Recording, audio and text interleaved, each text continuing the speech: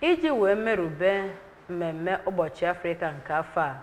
Ultimate Destiny Uplifters Foundation UDUF Africa enego chịkọba nnukwu ihe mmemme na Hilltop School Field Nkwelezu n'aka ma bụrụkwanụ nke hibere isi n'isiokwu nke bụ ikpe nkwụmọtọ maka ndị Afrịka nakwa na ndị Afrịka bụ ndị dịgasị iche iche ebugara n'ebe dị iche iche. Ya bụ mmemme dọtara ndị eji okwu ha bụ izu ụmụ akwụkwọ nakwa ndị na-akwalite omenala. Onye nta akụkọ ya bụ Faith Onyemuche kọrọ akụkọ a n'uju.